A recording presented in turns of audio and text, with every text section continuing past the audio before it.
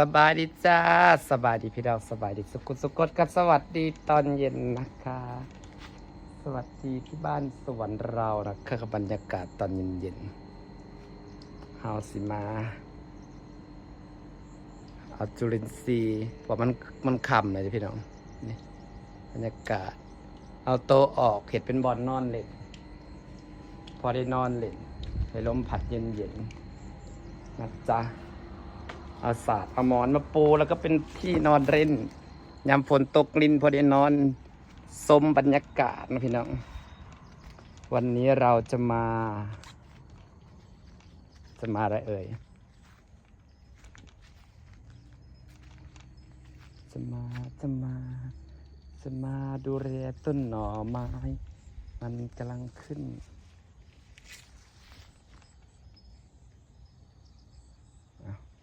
จุลินทรีย์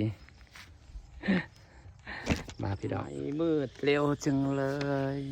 จุลินทรีย์มาลดตามหลากต้นไม้พี่น้องให้ดินมันมีจุลินทรีย์มันจะได้สวย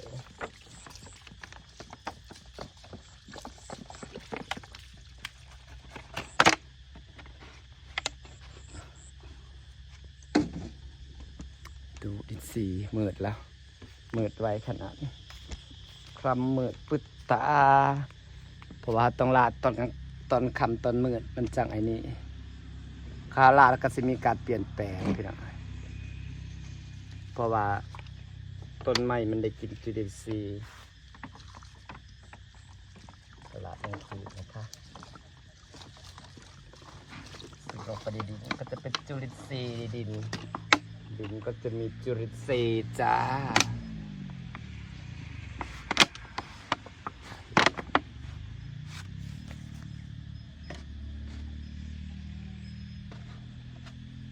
ปต้นมะฮุงต้นกระราบทุกต้นมะแข้งกระโดกโอ้ยขับมืดไวขนาดมืดขับว่าราบตอนแดดเปิดมันจังบอกอันนี้นี่วันนี้จะพาพี่น้องชมวิวกลางคืนนั้นเป็นอะไรอันนี้อยู่ริมแม่น้ำก็จะมีแสงไฟนิดนึงกำลังอะไร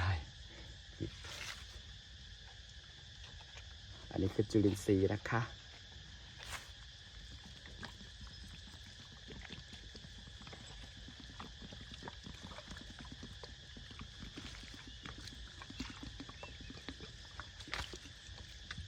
ต้นนี่นะงาม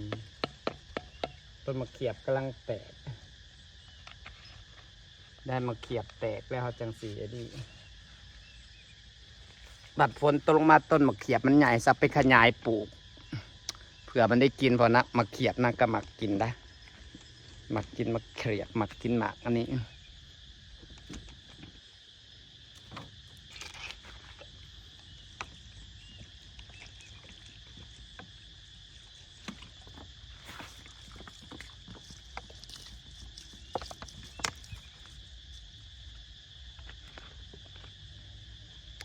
จุลินทรีย์ในดินนะคะจะได้มีจุลินทรีย์เราได้ยินเสียงอันนี้ปะเสียงไอ้แมงอีจักรจันทร์ห้องสนั่นพันพื้น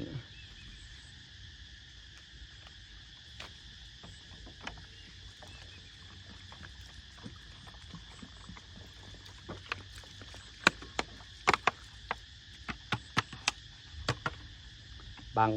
ที่ข้าเจ้าก็แบบว่าข้าเจ้าใส่แบบว่าใส่พ่นใส่แบบพ่นไอ้พ่นตามใบตามอย่างมันนะเฮาใส่มืดแล้วมืดลงมาบ้าตากระแตะเสียจุลินทรีย์ลงไปจะได้สีสวยค่ะใส่ที่บ้าน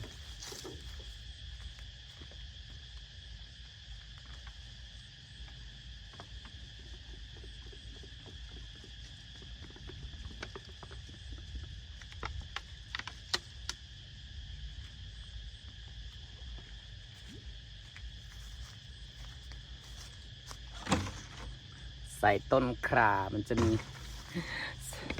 ใส่ใส่ต้นขาแต่สีงามเนาะนอกขานอกขา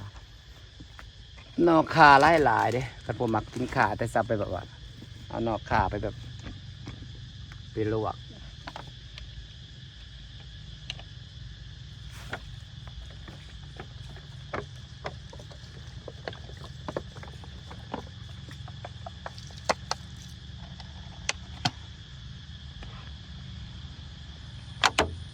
เป็นอาหารดีเลยนะพี่น้องจุลินทรีย์นี่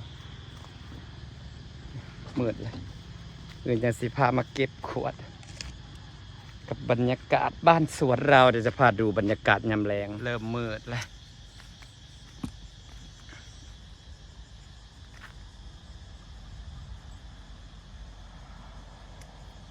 ไฟขางเปิดประได้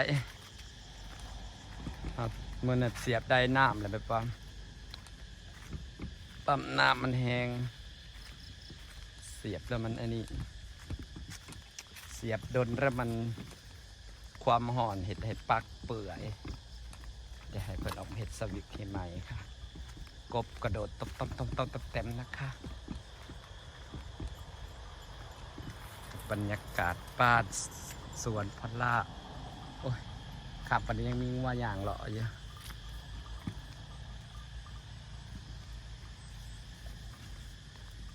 ปดพักทุกมือสิน้องบรรยากาศยามแรงบได้เปิดไฟสีข้างๆนักเลยบ่ค่อยงามเข้ามาทักทายสบายดีวัดสิลงไปอะไรมองกระเป๋าพิซซ่าโทรไปหาพดว่าลงเลยเพื่อนบ่ค่อยพกโทรศัพท์มีแต่ลูกเล่นก็สิแหละพี่น้องแบบว่ามันบ่ได้แบบบางที่มันพดผ้าวนะผ้าวก็ไปรถไอบางมื้อกะได้ตื่นเที่ยงคืนไปแล้วตอนเช้าก็ลงแต่ตีหามันที่เอาเห็ดยังได้แล้วทำแบบเพิ่นก็ไปก่อนเลยไปมาหากินกับสีฟ้าเนี่ยเนาะพี่น้อง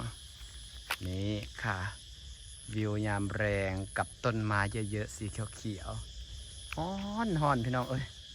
ฮ้อนเตะฮ้อนว่าจนออกตั้งแต่อันนี้บ่ได้นางบ่ได้เห็ดก็แก๊กๆขำเลยโทรไปหาน้องตีเพิ่นว่าพอเห็นอีพ่อจังหวะเราลงเลยแสดงว่าลงแล้วแต่ลูกเพิ่นเล่นโทรศัพท์แล้วนี่ก็ไปก็พอทันกันเปล่านะจังหวะประต้องไปกับไปปกครองอันนี้กับตอนเช้าคณะสิไปอันนี้นะกสิเข่าไปถึงตีหาคือสิไปพยายามมองมันเช้าเนี่ยมันบ่ได้มีแต่ไหลกลางคืนเสียงกบโตนบรรยากาศยามแรงนะครับพี่น้องค่ะมันคือบรรยากาศยามแรงนั่นเองอันนี้แหละค่ะเสียทีตาหอนพี่น้องไอ้ขนาวนี่คือสิแบบอากาศดียอดเยี่ยมอันนี้คือที่นอนต้นไม้ใหญ่บัดแล้วพี่น้องนี่ใหญ่แล้วใหญ่เขียวกันเลย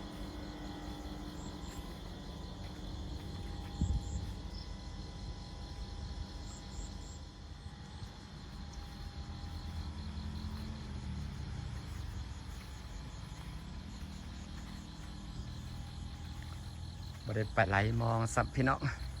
บ่าวปีซาไปปะแล้วการตลาดจุลินทรีย์บ่าวปีซาไปปะแล้วแต่เรือไม่ได้ไปไหลมองขัดสีฟ้าบรรยากาศก็ดีก่อนนะคะพี่น้องค่ะขอบคุณทุกคนที่ยังติดตามเมื่อแล้วพี่น้องฝากบรรยากาศไว้ซ้ำนี่แหละขอบคุณที่ยังติดตามจ้าอากาศก็ฮ้อนอบอ้าวอีเลียหรอสบายดีนะพี่น้องมันเนมบ่ค่อยเห็นแล้วมันมืด